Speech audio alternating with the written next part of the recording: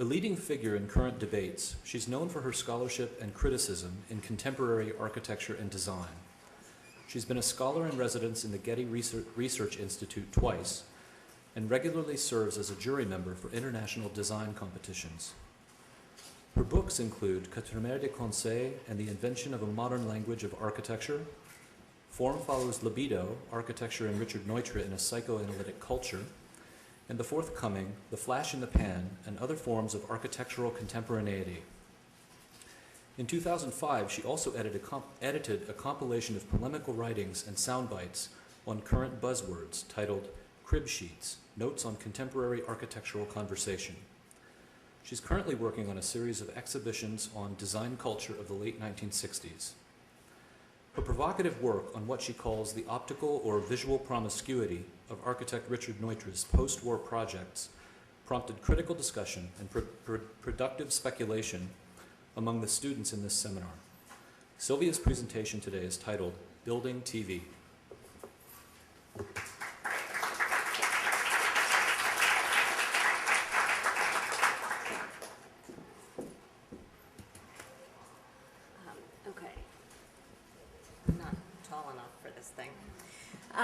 Thank you, John, for everything, for having me and giving me the opportunity to see so many old friends, including those who live in Los Angeles, who I never see there. Before I start on telling you what I was going to tell you about, I wanted to say one thing. I think it's a thank you to John. I think it's probably more than a thank you to John, though, which is to say that most conferences based on ideas of the interdisciplinary nature of current work have generally struck me as parallel conversations.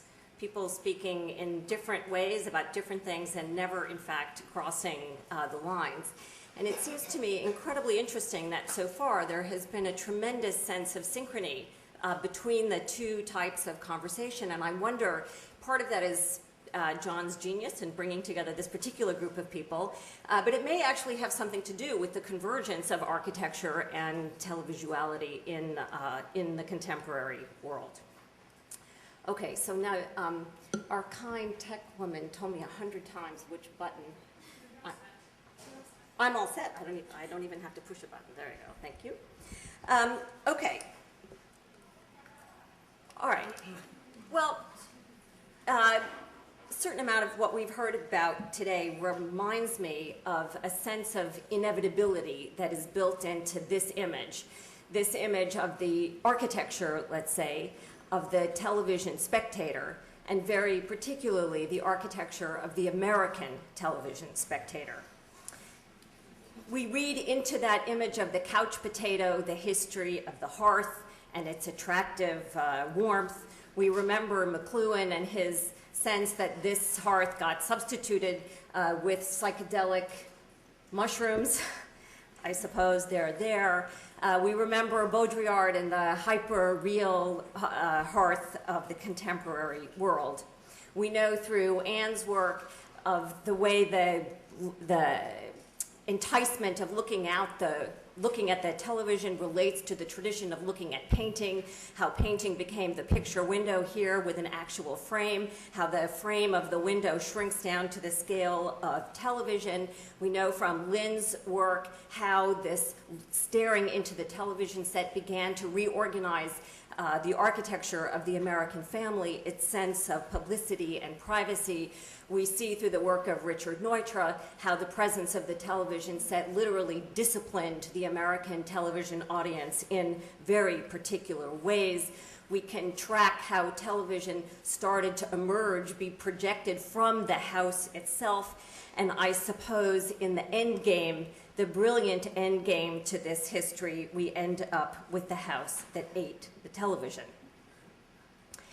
Now, I think there's probably another trajectory to looking perhaps less familiar, perhaps less familial, and certainly less American in thinking about the history of the architecture and ergonomics of watching television.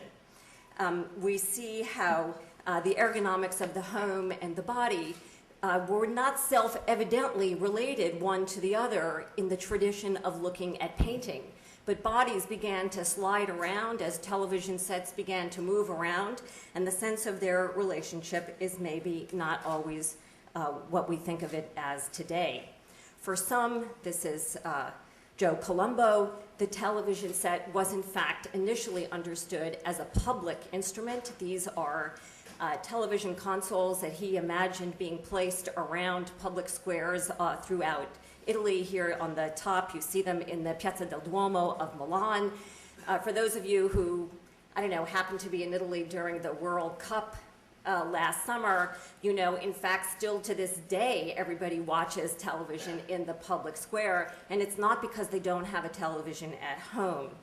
And in fact, this sort of public viewing of television for Colombo gave rise, it literally generated a kind of emergent view of what he called the post-nuclear city. This kind of view of television, we saw this image once before, seemed to invite aberrant forms of domesticity and of domestic viewing, where the body had to shift its position as the television itself now began to move. The TV is up here rotating around on a bed that is rotating around in a furniture exhibition that is on a boat that could theoretically move around. And I find it really fascinating that on the image on the right, they're not even actually looking at the television. So in Europe at this time, this is a series of photographs by Bruno Munari, who was a graphic designer whose work we'll see in other ways. The whole sense of the ergonomics of taking in information, new forms of information, old forms of information, this is just a newspaper, seemed to produce this tremendous sense of discomfort, this tremendous sense of alienness, and this poor man simply could not figure out how to sit down in his easy chair and read the paper. Somehow, he cannot become the couch potato that we feel is so inevitable. Okay, so as I was thinking about this, in order to try to think through this sense of what does it mean to have an uncomfortable television, what is the history, what are the new speculative possibilities that could be extracted from this idea of the scomodo, the discomfort, that's what Munari called that chair. I had some recollection of a completely unrelated paper. It had absolutely nothing to do with television at all. I have no idea why it popped into my mind. But of a comparison that Rosalind Krauss made between two modalities of the visual experience years ago at one of the NE conferences, in which she was comparing what she completely screwed up. This, I have to apologize to Beatrice because this is going to involve the Eames, and Rosalind Krauss got everything wrong. She mixed up the Eameses with somebody named Ames. It's a completely messed up thing, and I'm repeating it only for the purposes of speculation. But she was interested in the idea of a gestalt. In other words, when there is something, an easy viewing of an image, even if the image itself is broken into bits and pieces, Gestalt psychology was always convinced that the mind could put things back together, could essentially take Humpty Dumpty and make it whole. And she imagined this as being worked out in the work of Charles and Ray Eames. This is one of the exhibitions in Mathematica where you would look into this box to understand projective geometry, and depending on where you stand, the lines sort of come together and produce images. This is clearly part of what she was thinking. She described it a peep show. The Mathematica thing was not a peep show, but nevertheless, this is this machine into which you look to produce familiar kinds of images. She mixed this up with the Ames room, which was an old test of Gestalt psychology, in which trapezoidal figures and so forth that are meant to distort perspective are corrected in the eye of the spectator. So this is one big mishmash of, you might say, the easy image, which she contrasted with a reading of the then relatively new design by Rem Koolhaas for the Très Grande Bibliothèque, which she described here, I'm quoting, as a black box, unadorned, inexpressive, inert, which is like a giant block of Swiss cheese, riddled from within with irregular bubbles and pockets of space which pulse with utter unpredictability. So this for her was a notion of a kind of object that produced a difficult, unexpected, internally riddled with contradictions kind of image, which she likened to a black box. So I'm interested in these two different notions of a black box, and the easy black box and the hard black box. The black box that works like a Gestalt exercise that projects from within it coherent images. The black box that is a machine to take the discomfort of the world and make it comfortable, as opposed to the box that produces kinds of discomfort that works with the viewer to carve the holes in the Swiss cheese. Now, Rosalind could not possibly have known this project, which is a thesis entry done in 1940 by a now well-known product designer named Achille Castiglione. And she could not have known that this was a project for a house of fascism, which was meant to be a critique of the famous Tiragni house of fascism. And she could not have possibly known that he was deliberately trying to eliminate the gestalt of the grid, the easy visibility, the systems of transparency on which the notion of the fascist world was to be built. She couldn't have known it, but nevertheless, here is the piece of Swiss cheese, the black box of television before television existed. Now, perhaps it was somehow historically determined that Achille Castiglione would, in the 40s, have as one of the primary jobs of his office that would sustain him well into the late 1960s, the job of working for the Italian Radio and Television Broadcasting Company, or RAI, R-A-I. And this is a pavilion at the Milan Triennale. You know, Milan still has this big festival grounds where they do a kind of Italian version of the World Expo every year with companies and so forth doing these advertising pavilions, and RAI had been there from the beginning. And you see here the first year that television had been broadcast in Italy, where they're demonstrating on the facade the move from radio on the left to television on the right. I don't know if you can see it, but there's a giant cathode ray outside of the box. This is the cathode ray, out with no box, sort of exposed, hanging out there. And it should be added, of course, that the radio was one of the primary instruments of the dissemination of fascism. So the presence of television is immediately linked to the Italian reconstitution of its self-image in the era after fascism. So they built year after year after year. This is 1949. They did this until 1969. A series of exhibitions and pavilions and so forth, all for RAI, all about television. Now, because they were becoming, Achille and his brothers were moving from architecture into product design, you might think that they were interested in television as a physical object, which they were. They designed many important television sets and exhibitions about the product of television. They did installations to suggest ideas about how the television as an object could be integrated into domestic life, which is quite interestingly not the same as Neutra's regimented American family sitting in front of the television set. But those are not the ones I'm going to show you.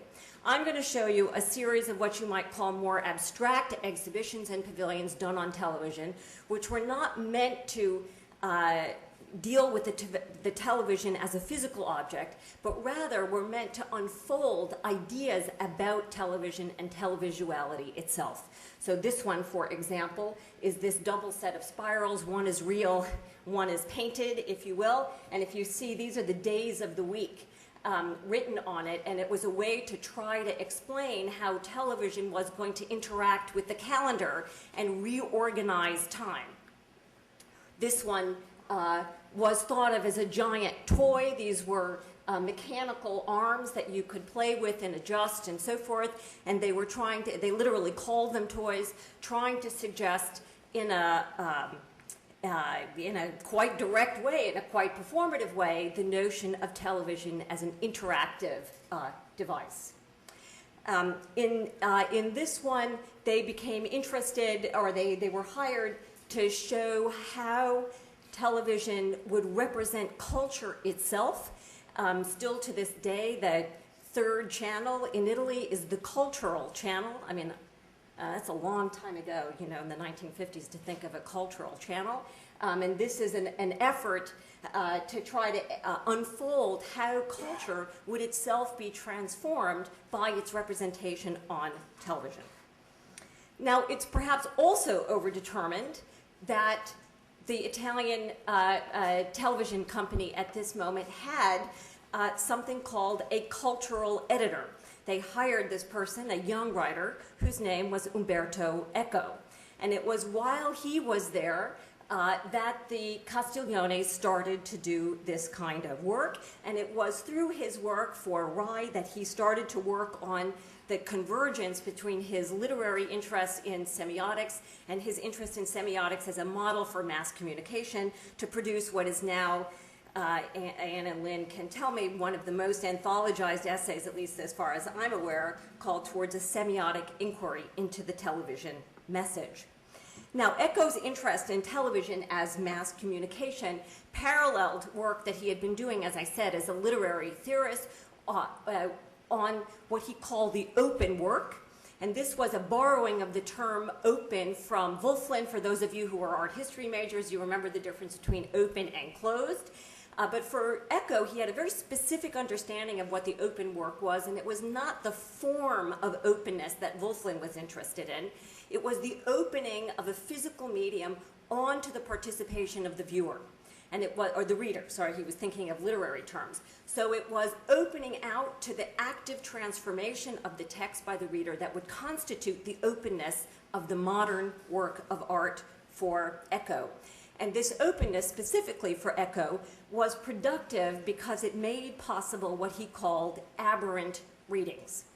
This is another one of the graphic designers that work with the Castiglione brothers. This is Max Huber, who was photographing Milan at this moment, and you can see, in fact, the interest in the contemporary media of urban communication is, in fact, not there to produce a singular reading of the city of Milan, but rather to perform the development of aberrant readings. So for Eco, then, this literary model found its exemplary form in television. It hadn't started as a television model, but he began to think that television itself as a medium, because of the way it combined what he called the new and the obvious in a loose way, would be the instrument that was most effective in producing aberrant readings by invoking the participation of the viewer in a particular way. So I would like to then suggest in some kind of way that the Castigliones tried to build out this notion of the open work of television through the use of this series of pavilions. They did, this was the lot on the fairgrounds. One of the first ones that they did was with masonry, which they thought of as a disposable material. They actually thought of it as more like television than the panel displays that graphic designers normally used. The next year, they completely got rid of this, the architecture itself, to make a landscape. Here with these totem poles, it was meant to be a kind of biomechanical landscape, each one of them representing, each of the big flowers, if you will, representing a different branch of science, with these huge tubes in which televisions were embedded. So as you walked around, you would see these abstract images and hear the noises of televisions in the background, and then you would have to actually stick your head in to try to get close enough to this toy to read it. After that, they built an almost too literal to believe open work. They tore down that site altogether, the platform and so forth, and they built this structure, which over the course of the next several years they transformed. So the point is that this is an architecture that is different every single year. It completely undoes the conversation we were having before about the idea of architecture as a stable place-making device. This is a long, long time ago, and architecture is beginning to rethink its time, just as television was redefining time as well. So the theme this year was how television brings far away events into the home. So they inserted this structure into this shed with these series of telescopes, again, that you had to kind of stick your head into in order to get the television image set in relation to your eye at different degrees of distance. And one of the things here you see, you would walk in on the side. They had natural light coming in different kinds of ways. You would walk in there, and it made watching television itself a public spectacle. One of the things that was said about this was that it transformed the Italian viewership into a centipede with a shared set of legs that you saw only at the bottom. The next year, the theme was, in effect, what happens when novel, narrative, and literature becomes televisual. And they did this. Can you believe that this is before Photoshop? I just think this is like an incredible Photoshop thing. They did these massive cutouts of literary characters represented by television actors. I mean, the degrees of displacement are almost mind-boggling. And you would come in, you see real human beings there on the left, wandering between these floating feet that had embedded at them different size projected images and televisions. You would wander your way through, watching familiar actors play unfamiliar versions of characters that you had read in familiar novels in grade school, until you finally got up to the end and came up to a viewing platform where you yourself became embedded as a kind of a real member of this false community of televisual characters. The next year, they took a whole series of different shows, assigned them each a disc. Each disc had a soundtrack, so now they were really moving into noise, the production of noise and the manipulation of noise, and moving beyond the notion of television as simply televisual, but also tele-auditory. And these would spin in different speeds, both forwards and backwards. And the spinning and the speed was related to an actual tape. So you would hear things forwards and backwards and at the same time. And it's clearly indebted to Duchamp and the rotoliefs and anemic cinema, but it's a kind of literal pulling apart of the components of the televisual experience. This is very much like the television studio City. As this came to a close, they did something called Black and White, in which the black box of the television set is now, in fact, the building. You would come in, one side is black, the other side of white is white. Here is the entrance, and they meet in this wall of screens. Now, I'm speaking to Anna. I hope this is okay, John. We're supposed to wait for afterwards. But one thing, the archival evidence is very unclear about this wall. Hang on a second. It's flat. Do you understand? It's flat, so they're not televisions. And the archival evidence is very unclear. Some of it describes these as having had televisions behind, which means they would have been flattened to produce a fictive curtain wall. And some of them suggest that they were simply projected images, so that there is no television at all, except that the notion of the television. It could be, the confusion itself is symptomatic, let's say. This is 1969. Okay, now the multi-screen is very clearly related. They could not have possibly not known the Eameses and their multi-screens, but this takes us back to Rosalind Krauss and her sense of the Eameses and the Gestalt, and the Eameses' view of the television as a black box. This is Charles inside a model of the pavilion, of the glimpses of the USA, which Beatrice, of course, has written so powerfully about. Very much related to the Ames box, this juxtaposition of proportion and so forth. I think it asks the question, though, what is the nature of the image that is produced by this series of multi-screens with the big, singular, monumental author showing pictures of a heroic United States with its autotopia, etc., and whether or not we can think of this wall of images as like the block of Swiss cheese, as an instrument for the analysis of television, and ultimately hearkening back to the idea of media as a form of resistance rather than capitulation to authority and fascism. Just to finish the story, after Eco left Rye, he went to Florence, where he became the professor of visual communication in the School of Architecture, no less. and was there the professor of all of the guys that became Superstudio, Archizoom, and the entire group of Italian radical architects who we know. These were the architects that began to build architecture out of television. This is the Superstudio Continuous Monument on the right, and it's incredibly interesting to think about this juxtaposition of the rounded television, which could be bulbous, and the square of the curtain wall. And I find that part very interesting. When Emilio Ambas discovered the Italians and brought them to the Museum of Modern Art in 1972, this is Superstudio on the right, one of the only things that all of these installations had in common was the mandate that they used no wall labels, but instead used television sets. So this new Italian domestic landscape was in fact a landscape produced by the auditory overlap of television loops. 1972 is the year that Rem Koolhaas came to the United States and started to develop his own work much more explicitly in relation to the work of Superstudio, which you see on the left. You see Rem Koolhaas's work repeating the building of the televisual as it had been experimented with in Superstudio.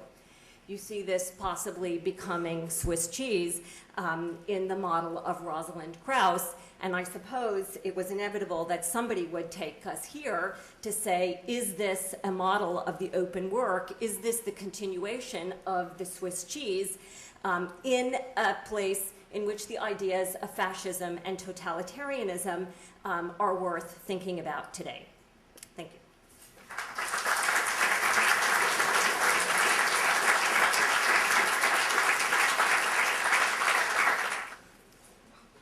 Our next presenter of the day is Charles Renfro, who is a practicing architect who's been based in New York City since 1989.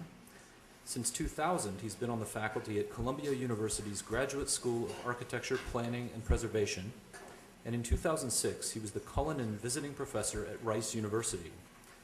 He joined Diller and Scofidio in 1997 and was promoted to partner in 2004. Diller, Scofidio, and Renfro is an interdisciplinary studio that fuses architecture, the visual arts, and the performing arts while investigating issues of contemporary culture such as the spatial conventions of the everyday, the influence of media technologies on architecture, the changing definitions of domesticity, and the institution in the public realm. Charles served as project leader on numerous projects including Brasserie, I-Beam, the BAM Cultural District Master Plan with Rem Koolhaas OMA, Blur, the Boston Institute of Contemporary Art, and the redesign and expansion of the Juilliard School and Tully Hall at the Lincoln Center for the Performing Arts. In 2006, the firm was awarded the National Design Award in Architecture from the Smithsonian Cooper Hewitt National Design Museum. It would be difficult, and frankly it wouldn't make much sense, to attempt to chart the terrain in and around architecture and television without thoroughly examining the enormous contributions of Diller, Scofidio, and Renfro. Charles's presentation today is titled, "You Are What You Eat, A Trajectory from Vision to Taste."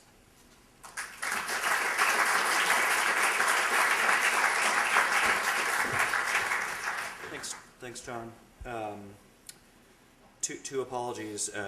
Even though I've taught, I'm not an academic, so I've decided to not be so disciplinarian about, this is not the right, that's not correct, hold on.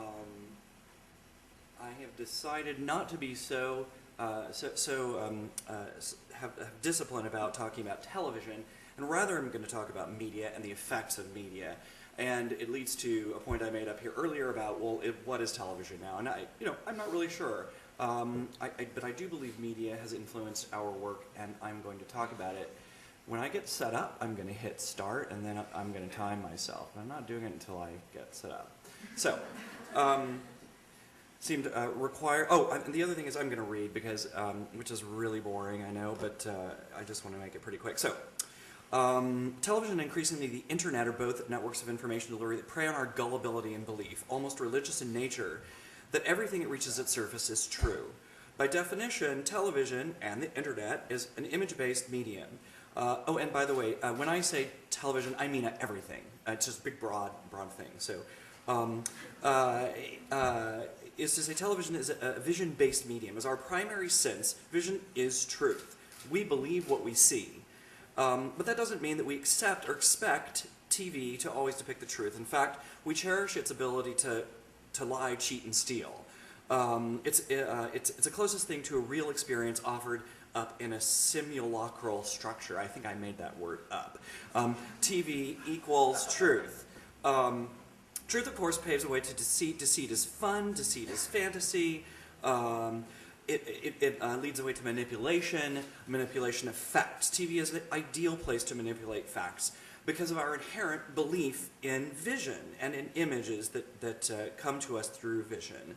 It can tell an increasingly complex, fabricated story about people and actions, but it also about space, time, and I forgot to turn that on. Speaking of time, I've given myself a couple of extra seconds. So, space, time, and architecture. Its power comes from the manipulation of truths.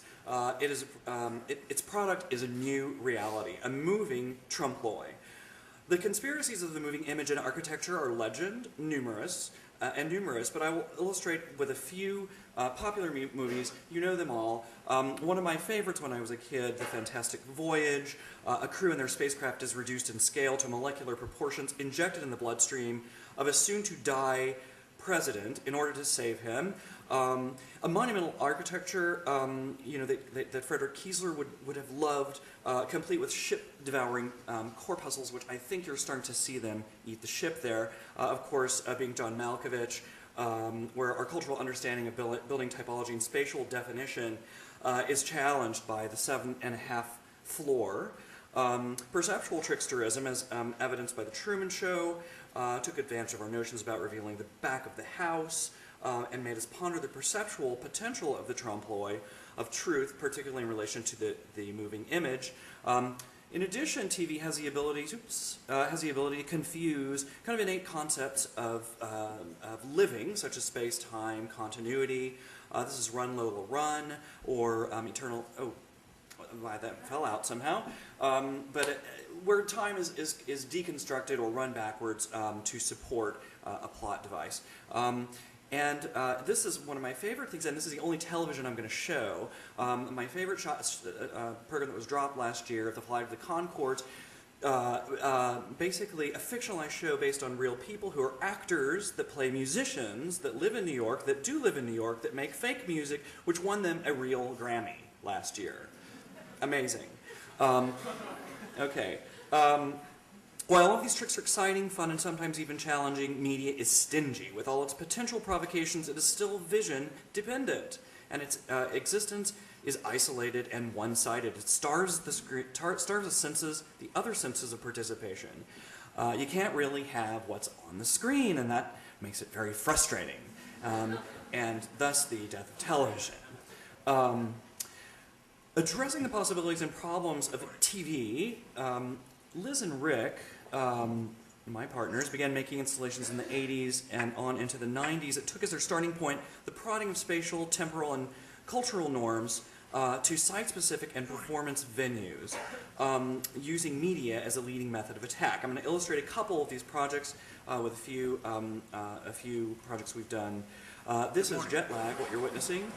A theatrical production made in conjunction with Builders Association. I've been at sea for 3 days. Was based on two real-life characters who succumbed and both eventually died as victims of contemporary cultural condition. The play relied on the convergence of live action, live playback, and pre-recorded media against a backdrop of constructed architecture to illustrate the complexities of their conditions. To both characters, media played a role in their ultimate demise, and actual methods of their media entanglement were utilized in the production. In EMJ2, a dance work made with Charleroi Dance, we paid homage to the photographic journey of Muybridge and his stop-motion photography. While the age of photography, and by extension television, brought about the age of truth, the digital age has brought about doubt. Here, live action, pre-recorded actors and dancers intermingle via a video trolley that can be manipulated by the actor. While our live actor is still affected by the forces of gravity, his doppelganger is free to float. The two dance an impossible pas de deux in real time. I'm gonna let this play because it gets really, or maybe it's already happened.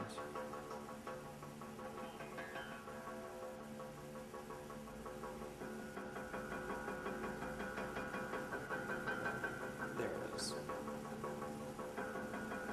So the video image is on the left, and a real dancer is on the right.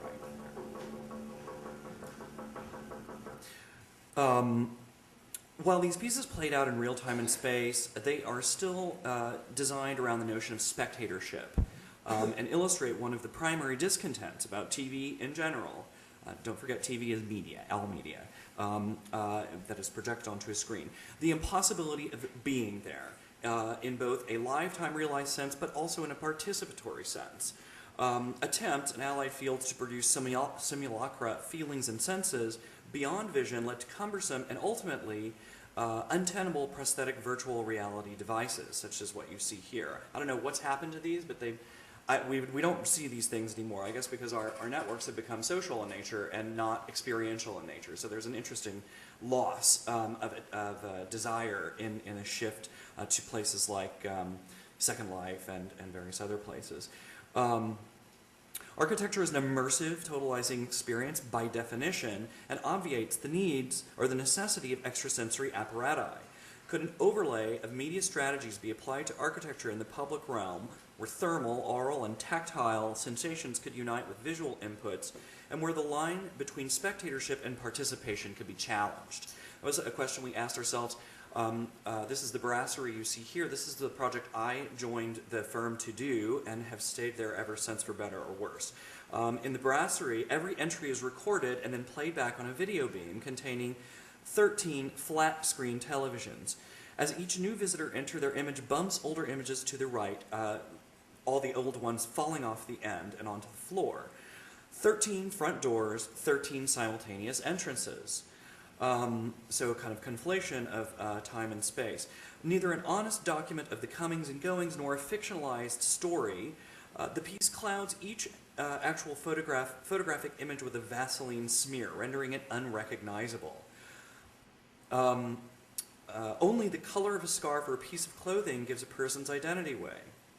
Despite the familiar surveillance-like strategy of image capture, the truth is intentionally concealed in order to allow for illicit lunchtime liaisons, famous at the brasserie, to continue. Space-time is blurred, images from reality are fodder for fictions. In San Francisco, we did a work called Facsimile. It has yet to actually run, but it's all installed. We erected an armature and video screens which travel across the glass facade of the new Moscone Convention Center. And photographs in real time, the armature photographs in real time the goings-on in the lobby. The live image is projected on an 80-foot wide LED video screen, flat video screen, dissolving the divide between inside and outside, while somehow validating the activities of the conventioneers within. Conversely, and what you're witnessing right now, during off hours, the screen resorts to showing a fictionalized story that has been temporally and spatially reconciled with the moving armature. So we made about 26 hours worth of movie that can be, and it's all scanning the building like this, and it's put on the facade. Here you see an office with all of the shenanigans that may or may not have happened in the office. More recently, we've avoided, it's a hard word because we still do like projected image and media devices, but we've avoided the dependence, I should say, the use of moving image media elements, choosing instead to develop building form from the special effects a building produces. This is the site of our ICA in Boston Harbor, and the dominance of the site as a kind of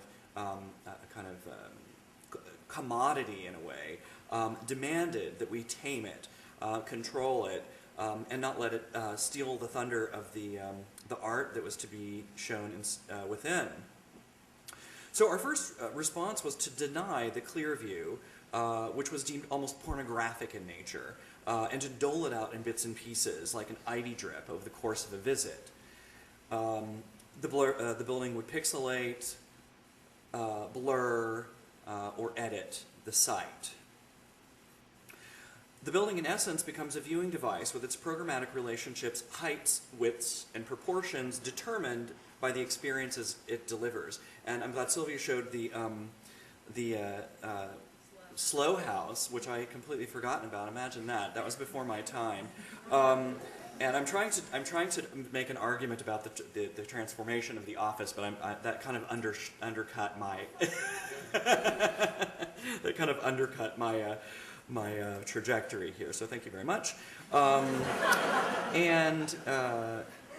Anyway, the building becomes a viewing device, controlling and framing and cropping. It almost is camera-like in appearance. Underneath, the media tech, the protruding eye of the building, hangs out on the gallery level and resolves itself in a mullion-free window of television screen proportion. That's 3 by 4.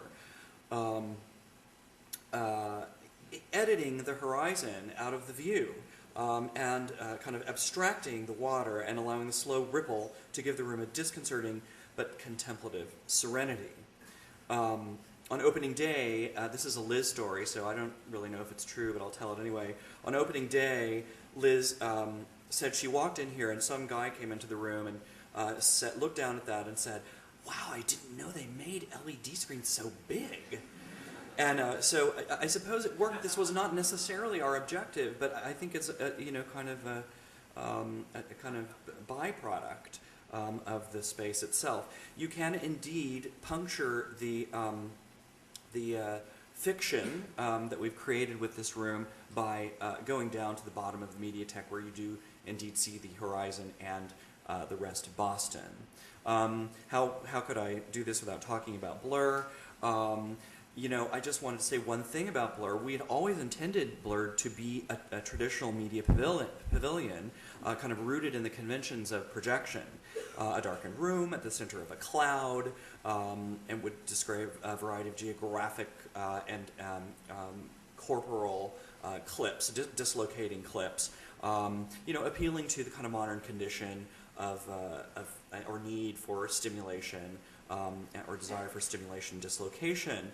I'm saying in a stroke of delirium, luck, or budget crisis, which is actually more like it, we realized that the medium of the fog itself was the medium of the building, and it was kind of a eureka moment, and we decided to make the pavilion be just about itself. And that is 33,000 fog nozzles, which take water pressurized from the lake and push it through to make ostensibly cloud.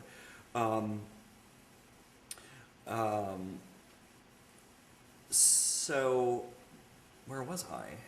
Here we go. In our final solution, we use the lake water. Excuse me, this is really terrible.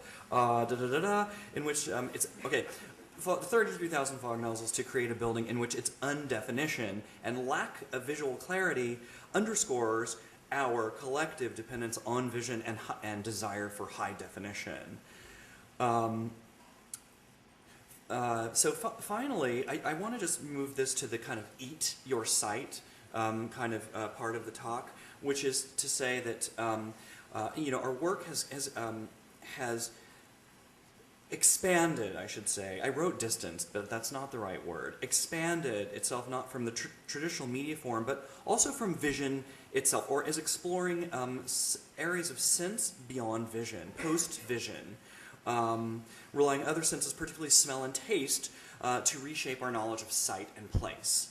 At Governor's Island, for instance, I'm not going to talk about the design of this so much, but Governor's Island, we were in the process of developing a series of inflated floating pavilions. I'm going to call this our Smurf architecture, that would allow us to gauge a site in different ways, using vision as well as other senses. But ultimately, the piece that we're most interested in is that bubble, which is an oyster bar that is anchored to an oyster reef. And guess what? You get to eat the reef when you're at the oyster bar.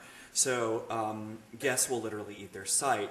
And we're very excited about that and feel like, in a way, this is a new concept of oysters used to feed all of Manhattan. There were oyster bars on every corner back before the river got polluted, so it's something to think about. And they came right from the Hudson.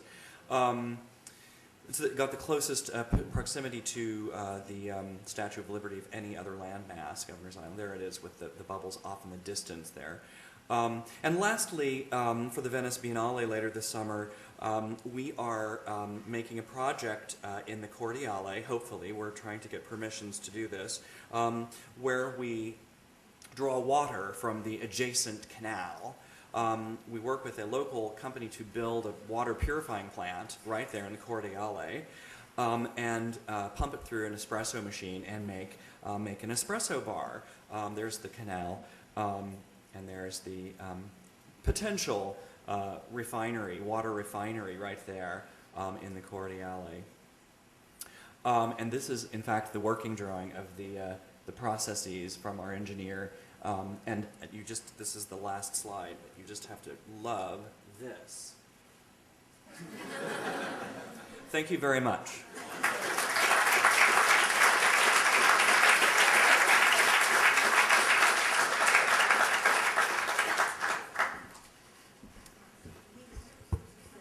Thanks, Charles, for a wonderful tour of your recent work and our students. I know it's great that you could finally see the work and hear Charles talk about it. Our final presentation of this session is Mitchell Schwartzer, who is a professor of architectural history and chair of the Department of Visual Studies at California College of the Arts. He's an architectural historian who writes on the urban and suburban built environment, with attention to issues of mobility, perceptual psychology, media, consumerism, and memory. His books include German Architectural Theory and the Search for Modern Identity, Architecture and Design San Francisco, Zoomscape, Architecture in Motion and Media, Architecture of the San Francisco Bay Area, History and Guide, and the forthcoming Home Egonomics, America's Obsession with Real Estate. He also edited the Tectonics Unbound issue of Any magazine in 1996 and edited Design Book Review from 1999 to 2001. His Zoomscape provides a critical lens through which this seminar has viewed the mobile spaces constructed by and for television. Mitchell's presentation today is titled House Clickers.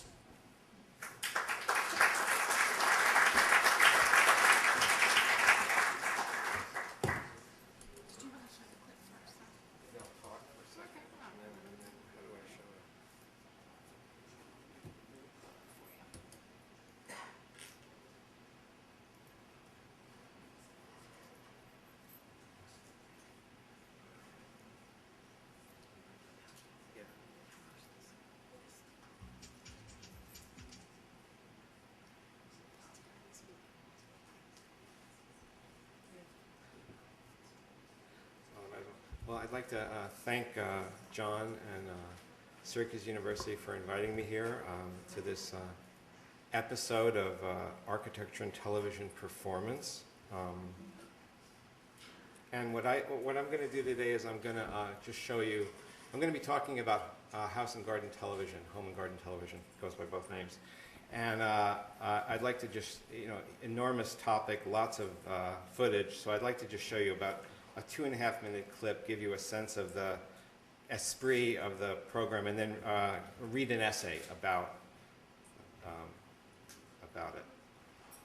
You can start it.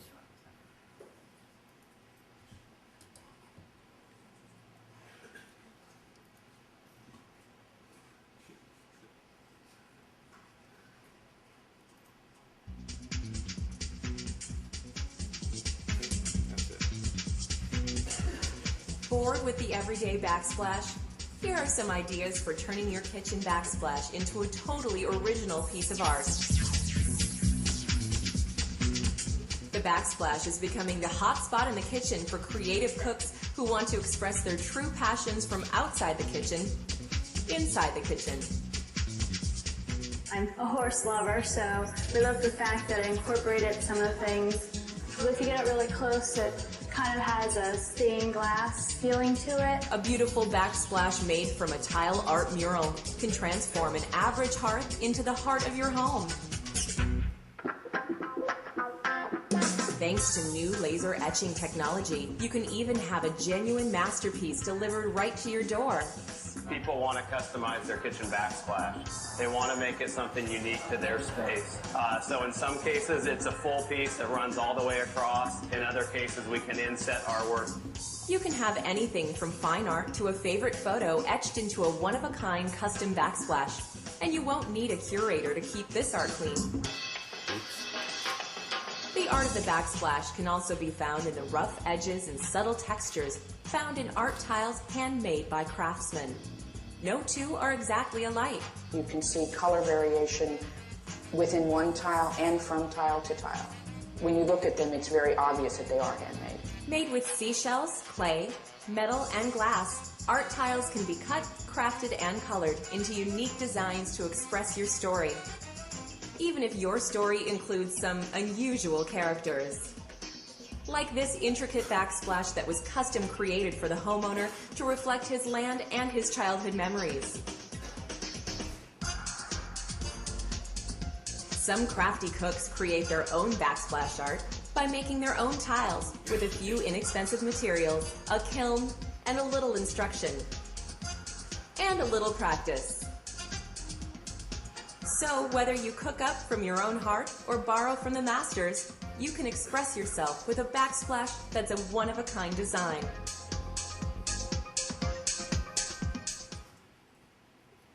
Just turn it on. Oops. There we go.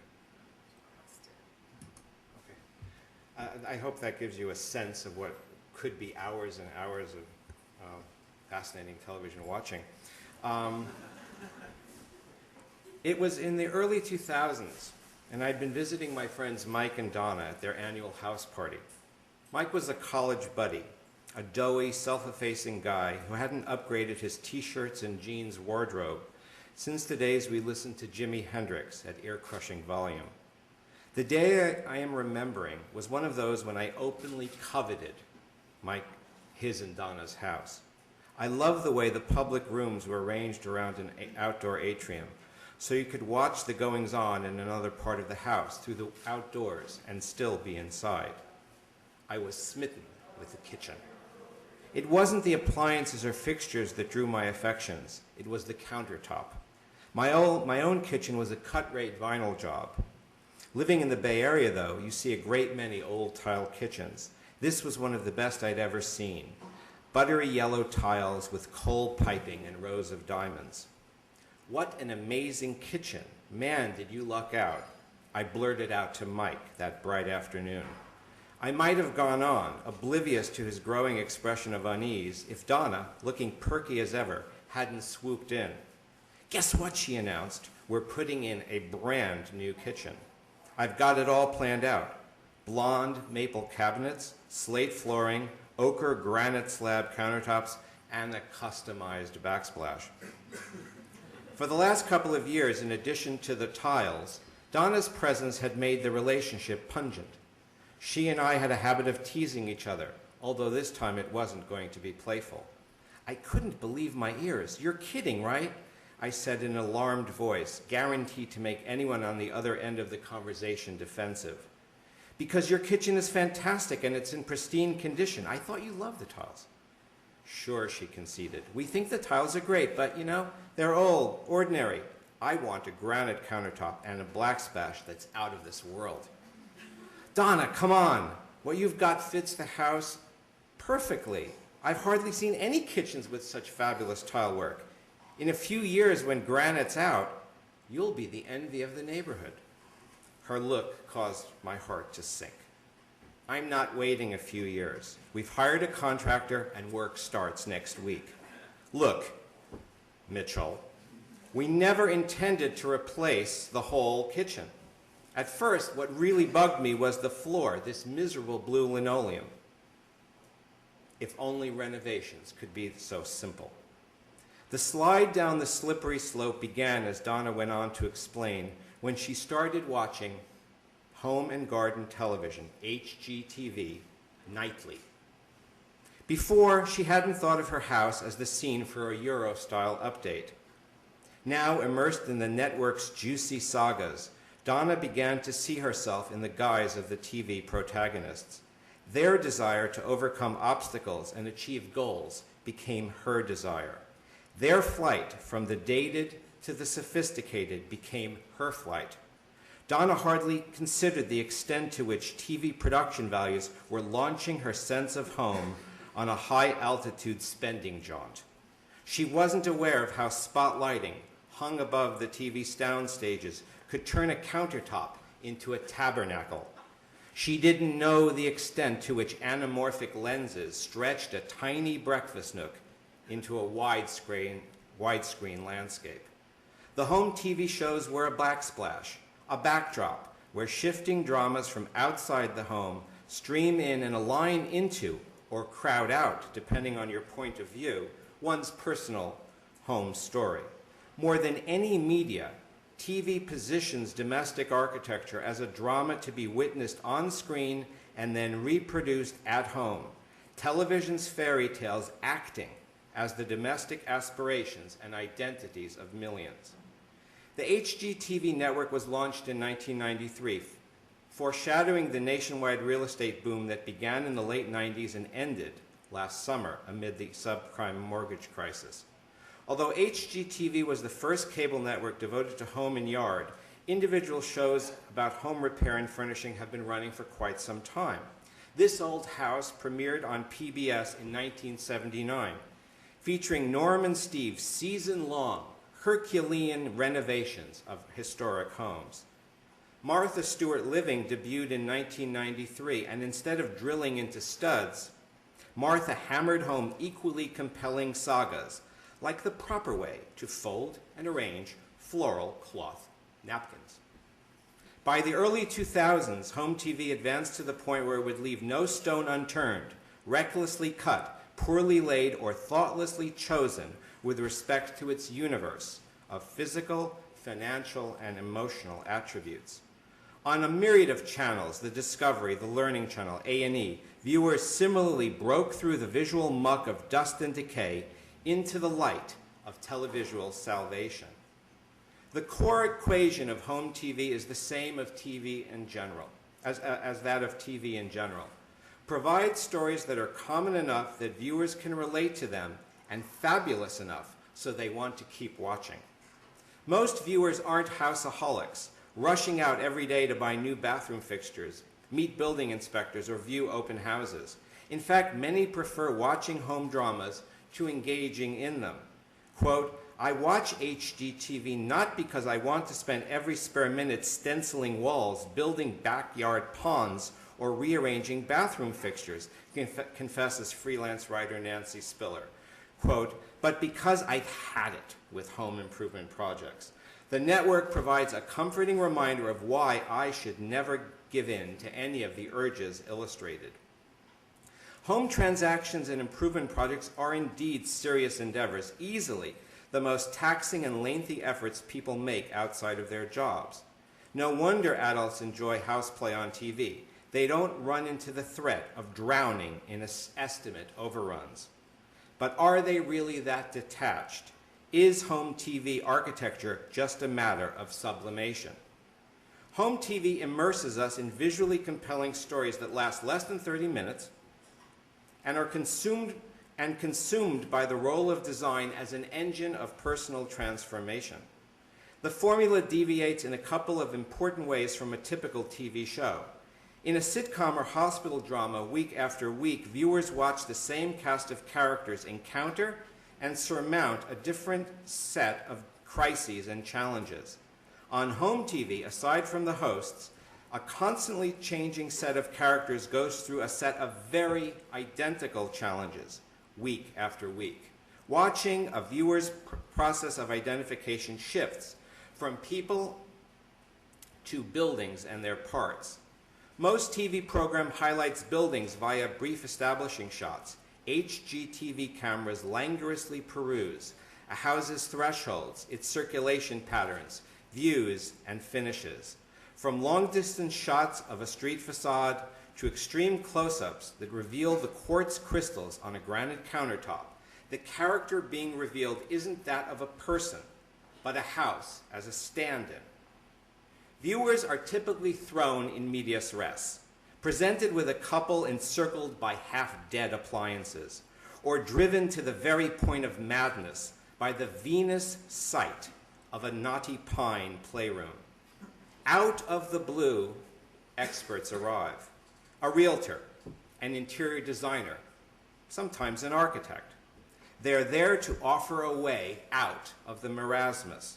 We spend the rest of the show watching them help the couple right the situation, replacing gaping gaffes of taste with TV-energized design. The pattern repeats itself in every show. The fact of the matter that an important aspect of one's home is not keeping up, the threat of not keeping up, and the crucial design, renovation, and consumption steps that must ameliorate any such embarrassment. HGTV's lineup works the before and after drama to perfection. There's Weekend Warriors for the do-it-yourself crowd, generation renovation and curb appeal for people who like to fix up old houses, and before and after for everyone else, those, say, wondering what it would take to turn a log cabin into the home of your dreams. When updating and expanding won't work, it's time to look for a new home. House Detective follows home inspectors, while Designed to Sell stages the phenomenon of the open house. Other shows like Trading Up and House Hunters focus on the buyer experience. On House Hunters, we watch a couple meet a realtor in their subpar residence. They visit 3 homes for sale, which differ slightly in size, condition, and price point, and always decide at the close of 30 minutes to buy one of them. The camera tracks the couple as they walk through, registering their nods of approval and sighs of disappointment, recording their banter and the realtor's reassuring commentary. Short shot length is the norm, for rapid editing increases viewer involvement by introducing multiple points of view, which almost any audience member can connect with. Likewise, the constant shifts of viewpoint heighten excitement by leading TV viewers to anticipate the unfolding story. Our eyes move back and forth from shots of a whole kitchen to its parts. A home is not just a lived space for playing out ideas and actions, but a viewed stage for activating moods. More so than long shots, the clipped views of the house search push the audience's emotions to the breaking or buying point. Since HGTV usually dispenses with real tension, will the house search or home improvement project succeed or not, a viewer's sense of anticipation at what will come next is displaced from the screen to their own home, from a televisual built environment to the actual walls and doors surrounding them. What home improvement project will they take on and when? Is it time to move and where? TV's predictability certainly deadens our senses, but it also, more often than we like to admit, merges screen drama with our own wonders and worries. Home TV pulls us into its world, only to release our transformed imaginations onto our own living situation. And this action accounts for its extraordinary influence on how we regard domestic architecture as an ongoing project of personal transformation. We watch shows like Designer's Challenge that involve a homeowner, a deficient area inside or outside their home, and 3 professionals who compete for the job. At first, the suspense lies in who will get chosen and what will get built. The challenge might be to come up with a Tuscan kitchen, or a hotel-style master suite, or a low-maintenance Zen garden. While these specific options might seem odd at first to a TV viewing audience, their exoticism works to broaden our notion of what's possible for our home, and equally, to introduce doubt into our own home's ordinariness. In one episode of Designer's Challenge, a single man living in a row house decides, in the utterly impractical nature of so much TV programming, to convert his roof into an outdoor great room, compete with full kitchen, dining area, living area, entertainment zone, sculptural fire pit, and hot tub. This is on a roof. Confronted with an area of a building most of us would never contemplate as a zone for personal expression and daily habitation, we're drawn into the possibilities. At first, we're told the budget will cost about $30,000. 3 designers jump at the opportunity, regardless of the fact that it's obvious that the budget will not suffice. We hear the seductive presentations, see the homeowner get very excited, and watch him make his decision. During construction, we shop with him and the winning designer and spy on the construction progress, aware that severe storms are severely delaying the roof project. Toward the end, the designer offhandedly remarks that they're a little bit over budget. How much? We'll never know. For this show, as all home TV, concludes triumphantly. A party is arranged, friends gather and gush over the makeover, and not a squeak of discontent is uttered about the exorbitant price or implausible reality of spending much of your life on the roof. HGTV shows like this one capitalize on our desire to construct a personal and private world of our own that will cause our friends to turn green with envy. They drum this desire into our heads by showing us real tasks like construction and shopping, and videographic actions like parallel editing, which miraculously accomplish those tasks simultaneously and fluidly. Televised home improvement smooths over complexity and difficulty, propelling our emotions past anxiety and into aspiration.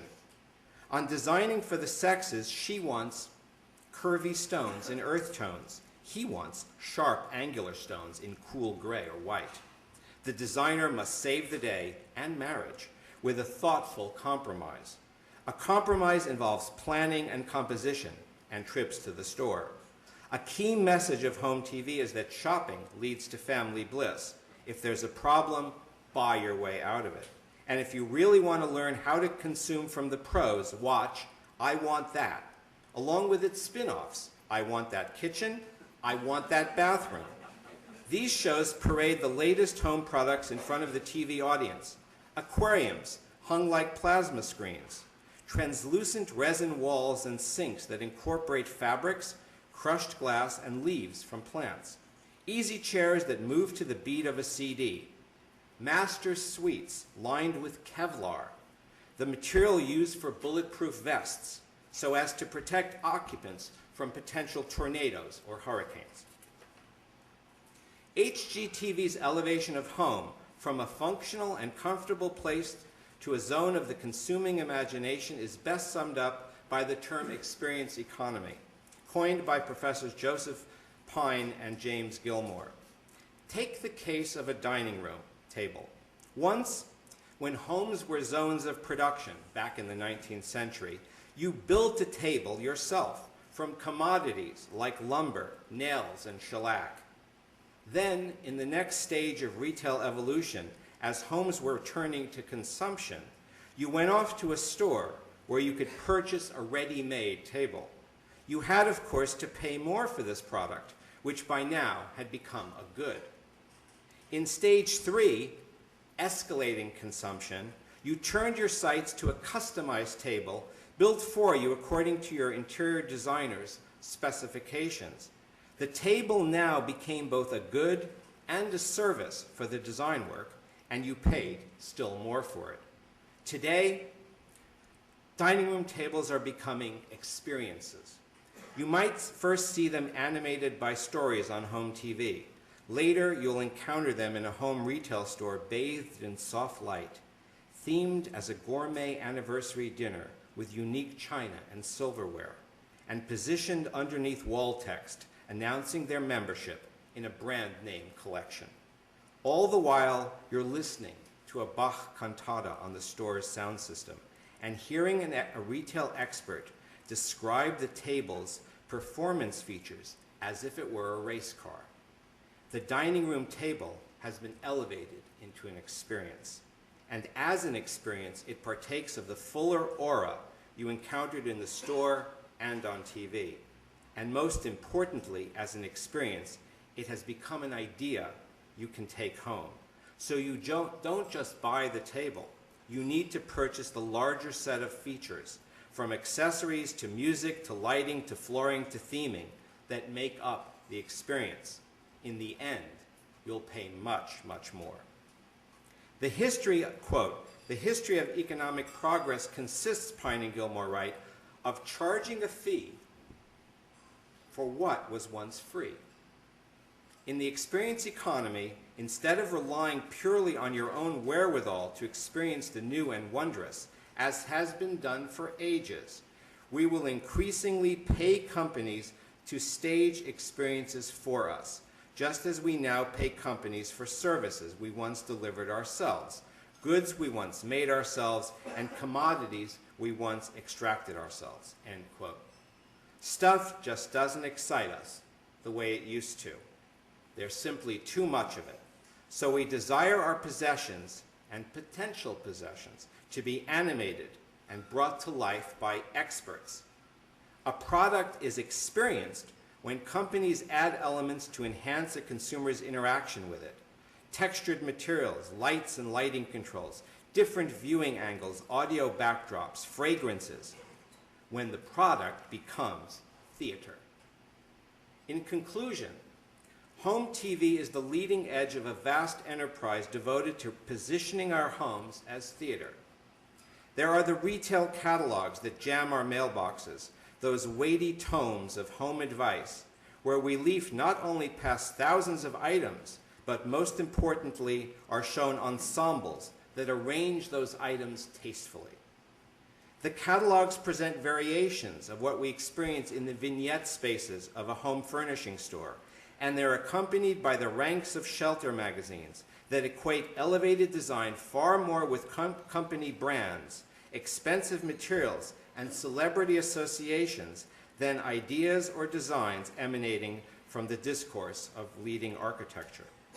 Home TV works in tandem with retailing and other media to position domestic living as a corporate drama of what's in and what's out, and by association, who's in and who's out.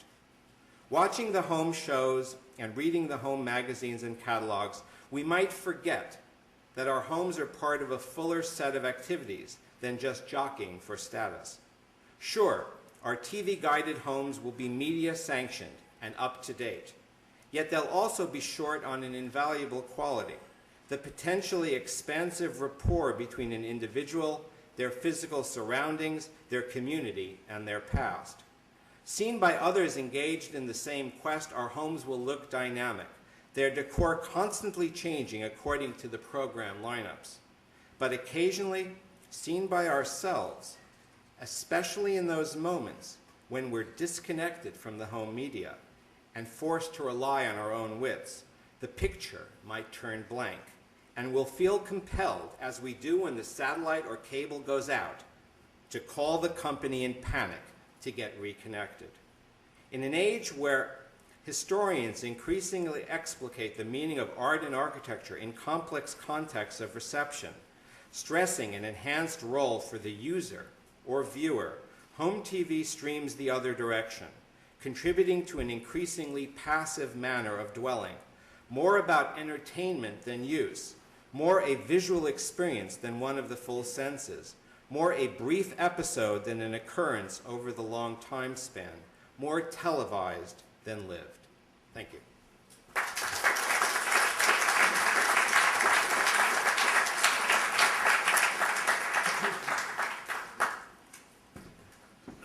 Thanks very much, Mitchell. I must admit I had a kind of HGTV experience yesterday when my graduate students swooped in with this table and fulfilled every desire.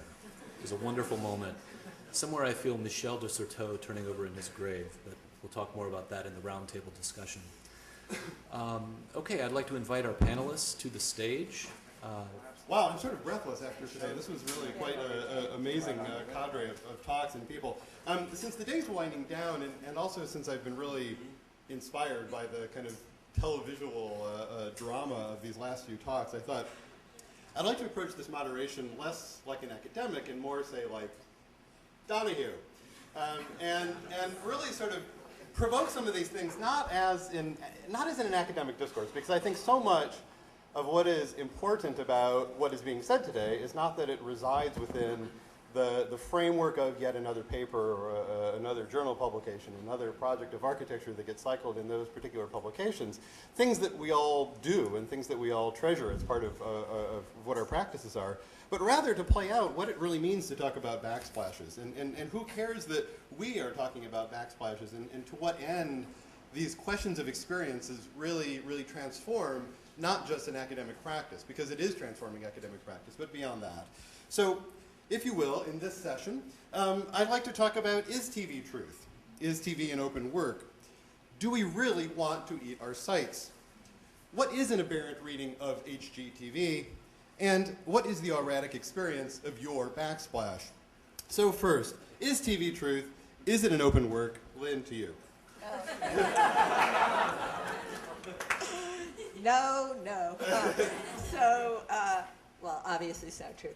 But on the top, I guess I could just relate that to the topic of Mitchell's work on the Home and Garden Network, because I don't know if you guys do, but I watch it all the time, and can't figure out why I waste most of my life lying in my very unfabulous bedroom, which is usually very messy, and, watching this glorious stuff on TV.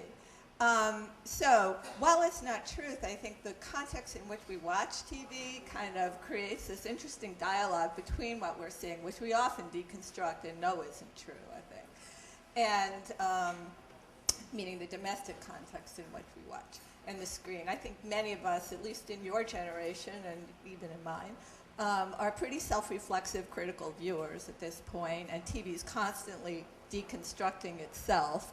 So I doubt that anybody takes it verbatim, what's on television, and is more watching in a mode that's thinking about their life and the lives of other people they're watching on television. One thing I wanted to ask you, if I can pass this along, was a good friend of mine wrote an essay on Home and Garden Network or those kinds of networks in the British context. And her argument was kind of different, because she was arguing that it was the first time where you really saw the inclusion of alternative family lifestyles on television. So a lot of the shows were about gay couples and lesbian couples and different kind of family structures. And I do think that's true to some degree on U.S. television as well. So while you were painting a pretty, conservative picture of it, which I agree with, I really liked your paper. On the other hand, you might look at it in this other way about thinking about it as not Leave It to Beaverville, but as introducing something quite different. Yeah, I would agree. I think a lot of it stems from reality TV.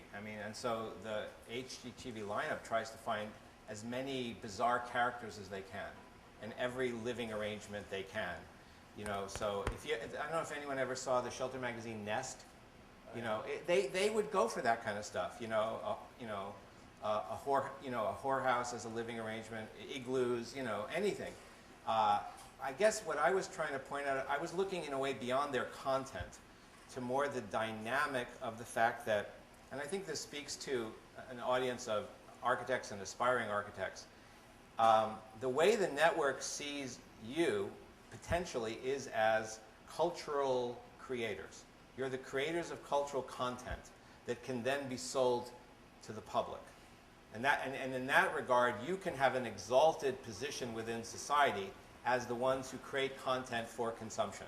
You'll create the experiences that the public then receives and buys, and it's really all about that. Because I think Pine and Gilmore, it's so focused on this aspect of increasing the percentage of activities in your life, what is often called in economic terms value-added goods. Like creating value where there wasn't value in a home. Like no one, for instance, earlier thought that a faucet was anything special. Now faucets are all the rage. People, and therefore value has been created. What I see happening is that in this creation of value and in this creation of experiences, and maybe this connects to our overall discussion about architecture, I don't see architects that engaged as cultural creators for the mass. I'm not sure they want to be that engaged, what it would mean for them to be engaged. There certainly are many architects engaged. You see them on HGTV all the time. You just don't see the suspects that you would see in an academic presentation. It's like an alternative universe. The presentations we would normally have here and the presentations you'll see on television. And so that's something for us to think about. Why, and I think it brings back a question, one of the issues we were talking about this morning, why is architecture not part of the TV scene? Why is it sort of excluded? Maybe intentionally so, but it's thought for, it's food for thought for all of us in a world where the places and people who are the creators of culture are the places that are thriving. And the places that are consuming are in a different situation. So it sounds like you're saying television is an open work, and Sylvia, but is it? Is HGTV an open work? Is it completely closed?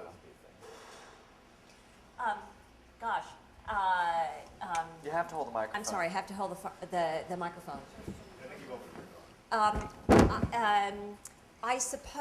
I think as much as I am a good formalist, I'm still a little bit resistant to thinking that television is the same everywhere. And so I'm not sure where we're talking about. This is a very it's not that it's limited to America, but this is a particular set of relationships to television. So somehow I think that we have to maybe allow our conversation to inflect that which television audience, which television company, how does it work, where, how are you watching it, and so on and so forth. I suppose another thing that I wanted to say is,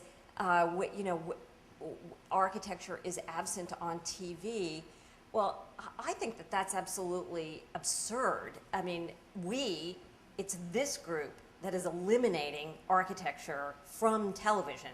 I believe Beatrice's whole paper is going to be about how architecture, very high architecture, has been on television for an extremely long time. We saw so many images of The Simpsons showing the evacuation of nostalgic television. Frank Gehry, was on The Simpsons, and everybody got the joke about how he designed Bilbao.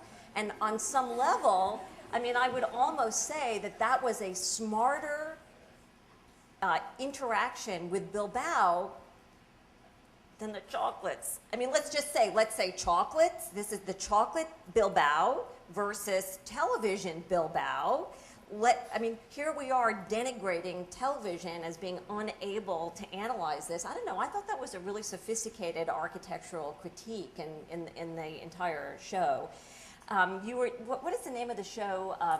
You mentioned it, I forgot the competition, the Designers Challenge. Like, my colleagues at UCLA were on Designers Challenge, and finally, the last time I was in New Haven, Bob Stern trotted out as though he were an Olympic gold medal Goyle. No? So you guys don't watch enough television. Maybe Lynn remembers Top Design. Goyle got to the number 3 in Top Design, and his tag was, "My name is Goyle," as in gargoyle, and I'm an architect from Yale. So they're all over the place. It's just that we don't, there's another image that we want to construct about architecture and television, which is not true. That was your first question. Is it true or not true? No. No. Charles, I know you have a point, but we have to hear defense of the chocolates here. Oh, I didn't mean really to attack the chocolates. I'm sorry. I have 2 of them in my bag, and I'm trying to. No, I took Bilbao. I really, in the end, you divide us into the architects and the television people. The coffee table. I took that, and I want to take as many of them as I can. So I like them very much. It's just a point of argument. No, I was just doing Donahue. I thought we were being forced to give sound bites. So I wanted to say, I was like, "Hey, she took my baby. I'm gonna punch you, bitch." That's Springer. Sorry. But in the academic setting, I think. Oh, give me the other one. Yeah, we're just with them. Yeah. I would really like holding I want it back. No, but in the academic sense, truth is has to be. You have to ask what truth is. Did you just turn that one off? Good, thank you very much. No, you have to ask what you have to redefine truth in an academic sense. What does truth mean? And what I was trying to say was truth was the time that you're sitting in front of the television and everything that you apprehend is true, whether it's depicting fake things or not. It is this visual culture, and it's culturally true. I mean, I guess that's what I was thinking about that way. And I want my baby back. Mitchell, you bring up a really important point about the experience economy and the transformation of everyday things, everyday goods, everyday objects, dining room tables with Bach playing in the background. And Charles, you're talking about eating our sight. I mean, it's the same thing.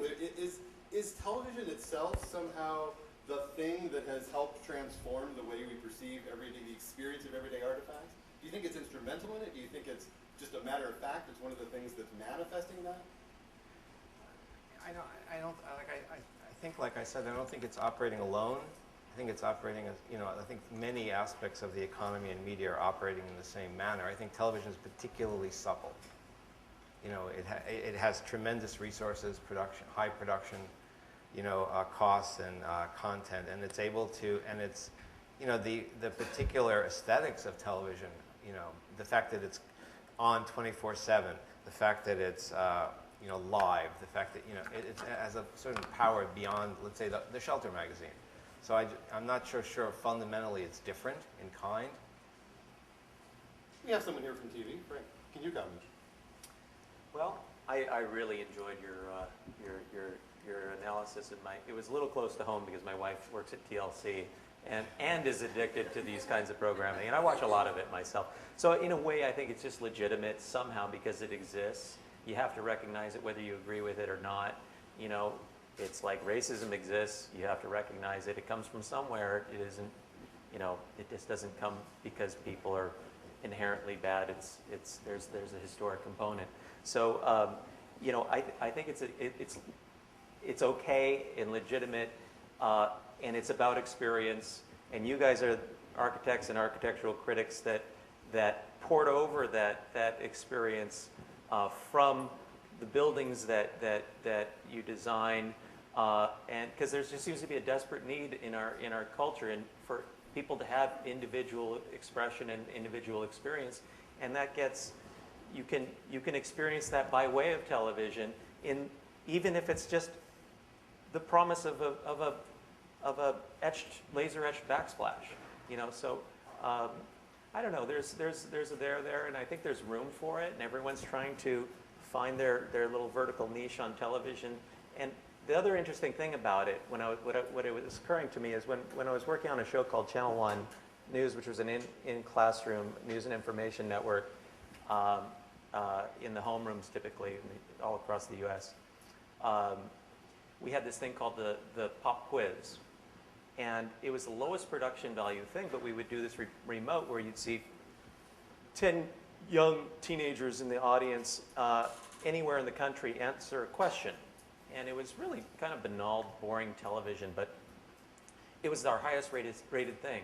Forget all our production values, all our efforts toward informing and educating. That damn pop quiz was the most interesting thing.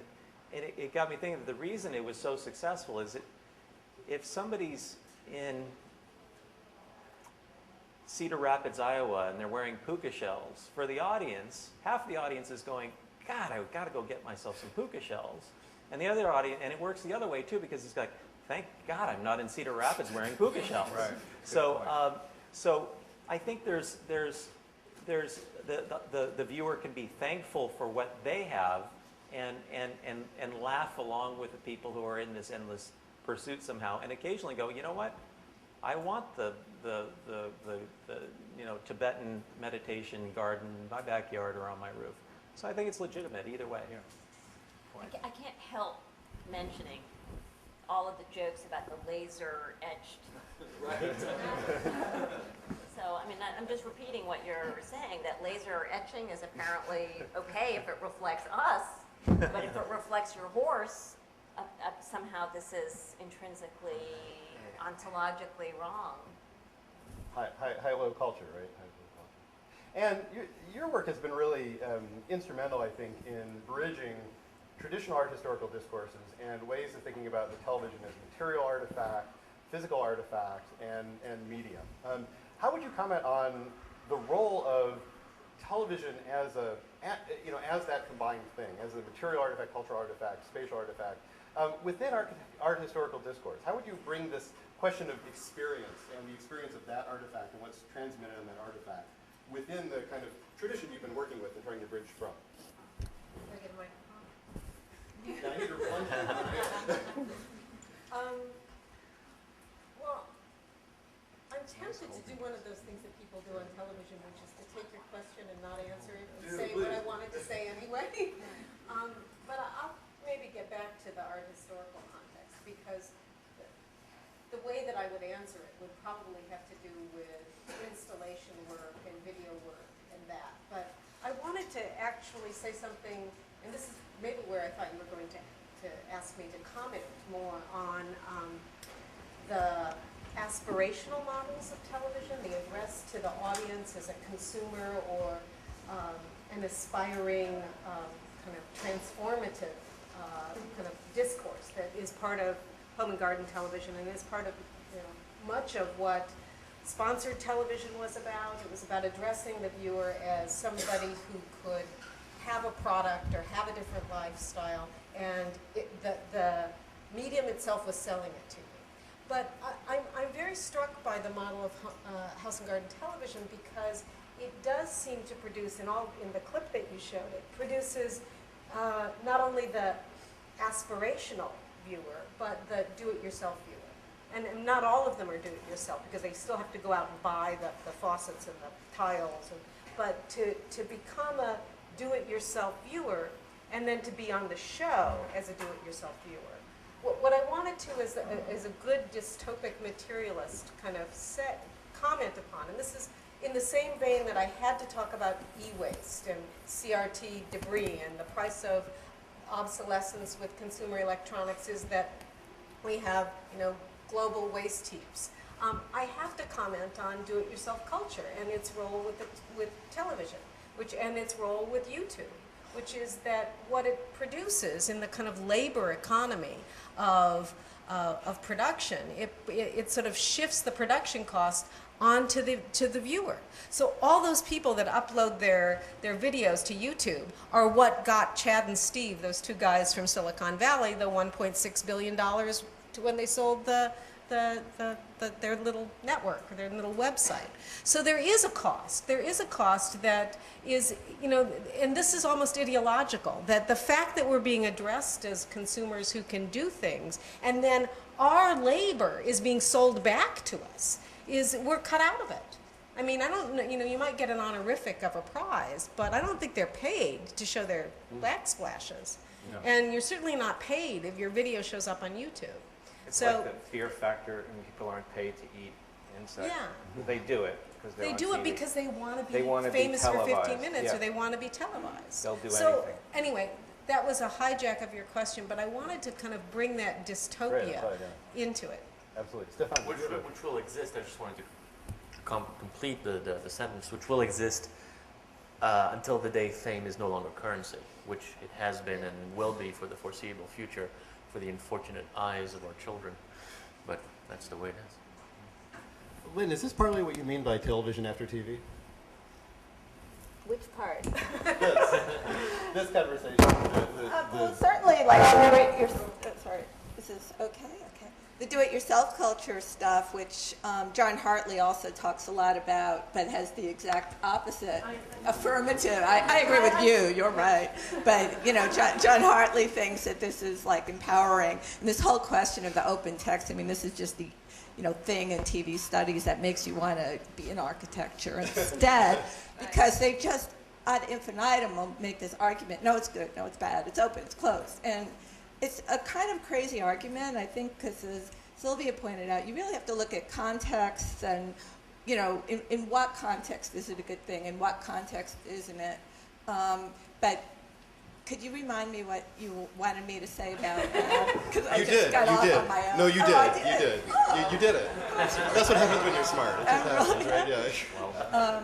Okay, then I'm done. Well, let's shift to some questions from the audience. There must be some as well. So, John, what color is your backsplash? Yeah, this one's for Charles. You talked about a kind of shift in your firm's body of work that you're probably asked to explain frequently. I personally am very interested in your newer direction. I think it's quite interesting, but not because you're somehow addressing the other senses in some way. To me, it's more about vision unleashed. It's more about a kind of thickening of vision that's happening within the kind of buildings as opposed to the add-ons. So I'm not so convinced by the argument that you're addressing the other senses. Could you talk a little bit more about that? Yeah, I don't know. You want the wand. I like holding this thing. That's why I had to, change my word in midstream there, because I think it's an expansive position. Vision is still so important to the way we live our lives, and our bodies are. That is our primary means of apprehending the world and all the information around us.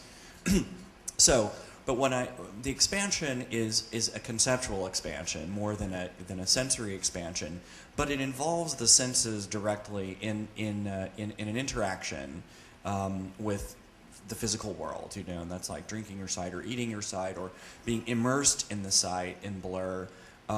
These are all things that, yes, vision is part of, but something else is part of it as well. So, and I think I think for a while we felt a little bit trapped by some of the histories that have happened in the firm, and our kind of mining of the media world. And I think we're trying to discover new ways to get at similar issues, but without working with technology and media.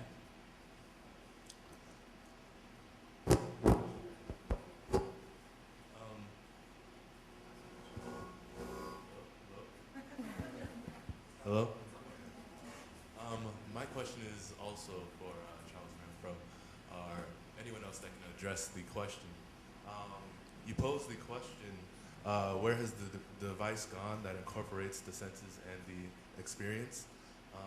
Well, one can speculate that it has manifested itself into gaming, like one that everybody knows of, like a Guitar Hero or a Dance Dance Revolution that transcends the boundaries of the screen.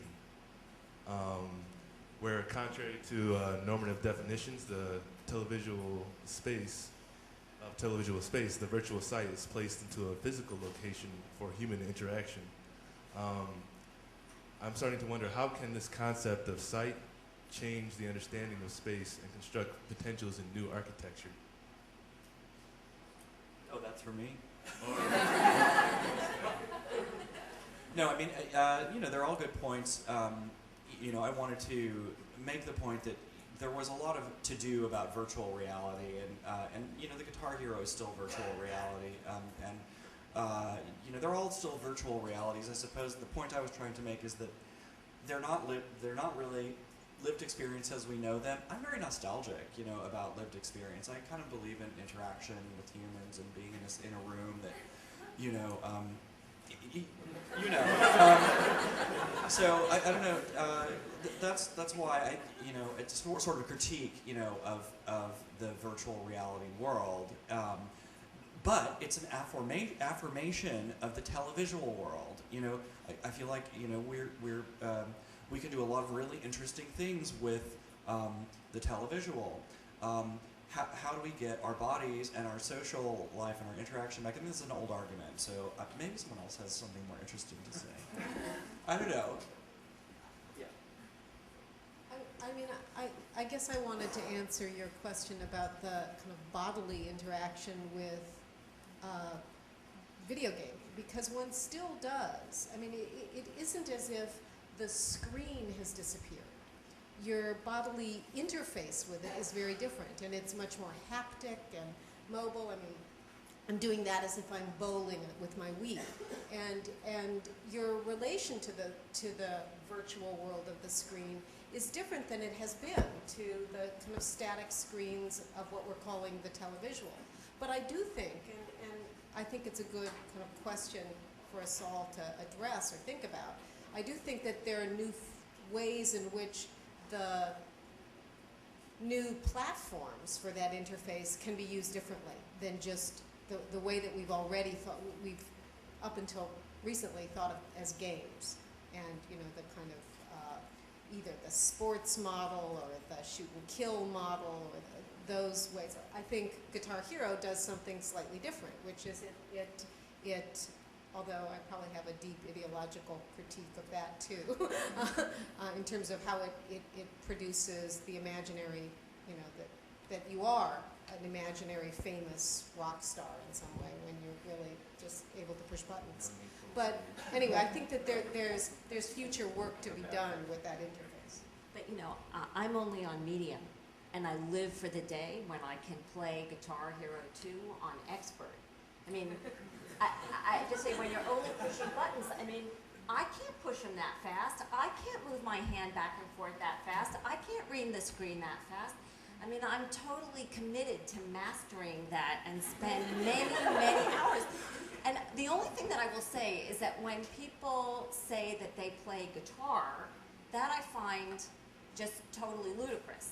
I mean, they are playing Guitar Hero, and it is a new instrument. It absolutely is in composition. I mean, you can imagine the things that are going to unfold, and somehow, I mean, you must believe that too. I know you do. I just have to say, I have a 14-year-old son who is also learning guitar. And so it's really important for me to have him do his guitar practice and not play Guitar Hero. I think we should also remind ourselves that it goes both ways. We were talking about the physical going into the digital. A lot of the digital world, the computers and TVs are also making us more passive, almost living virtual lives. Lord knows my marriage has been virtual for years, and it's making us. It's making us more passive and meeting in the middle. All I'm trying to say is that for every form of passivity, I'm sure you can find another form of dexterity that is demanded, and that's all. And so back to the is it open, is it closed? It's just too generic a question. It depends.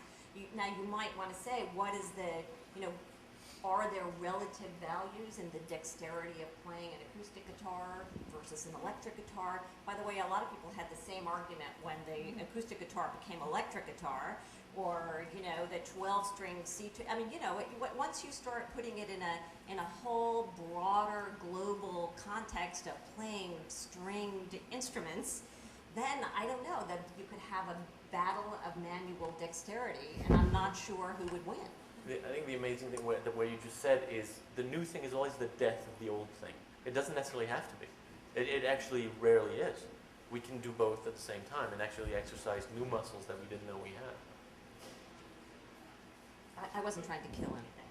No, not you. But we always think that the iPod is the death of the Walkman, and the Walkman was the death of the LP, and the LP was the death of the gramophone. No, the media always says that in order to be able to sell more of the media. It's never true. Well, but isn't that part of the question too about part of the question about the evolution of these things is that it's, you know, as Sylvia, you're saying it's not an evolution. It's not that television just is.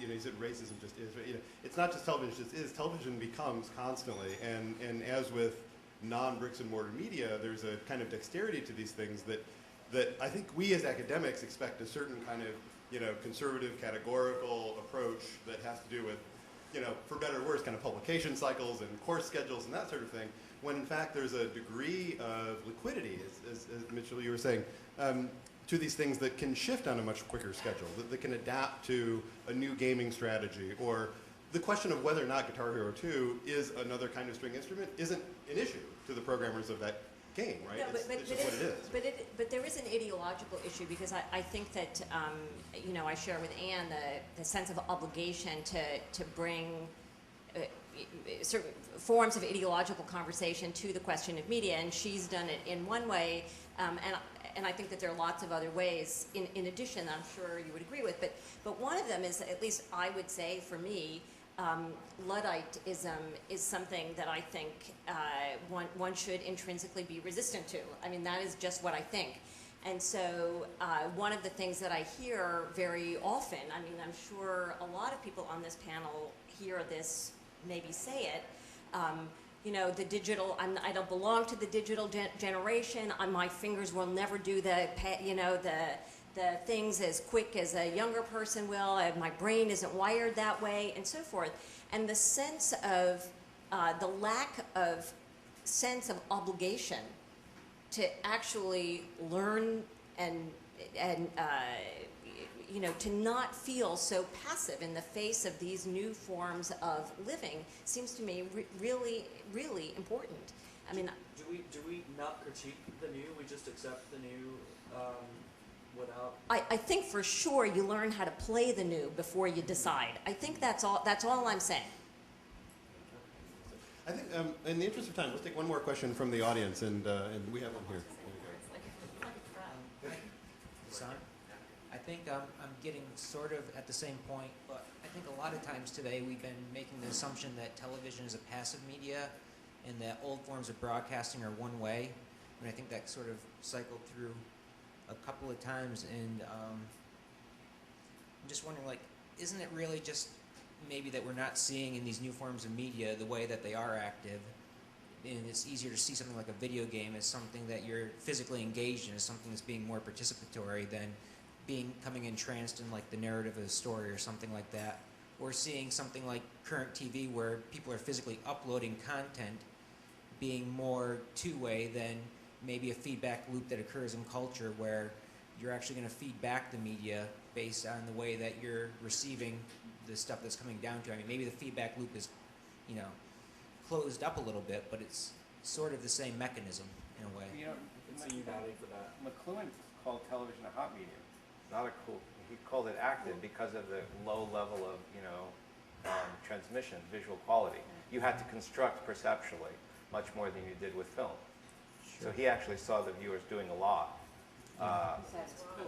Yeah. But cool, right? Cool in the cool right. was that. Cool in the regard that you have to be active, right? But McLuhan's so like inconsistent. I mean, one essay he hates TV, it's the end of the universe. The next, it's cool and participatory. And I also, the reason I was thinking back to the TV City stuff and the way the architects were saying we're going to make this participatory space, and CBS is all about participatoriness, and of course it's a corporate concept, participatory. And we've come to fetishize the idea that passive is bad and participatory and active is good always. And I like being passive sometimes. You know, I don't understand why we have this value on you always have to be in constant mobility. You know, what about just thinking? Or because when you're active, there's money being made. Right. So that's what I'm saying. It's all about. It is. That's what I'm saying. So I think that exploring the whole sort of historical ideologies about who wanted the participatory audience. It was CBS, you know, and who wants it now? It's all these other companies. So before, you know, we replicate that logic, as you said, I think we need to think about that. I have one last question for Sylvia regarding her talk, which picks up with this McLuhan issue in some way. Umberto Eco's openness and McLuhan's cool. As I understand it, they're arising as kind of conceptual models at about the same time. They're quite similar in that they have to do with a notion of participation and potentially televisuality. How might you talk about them differently?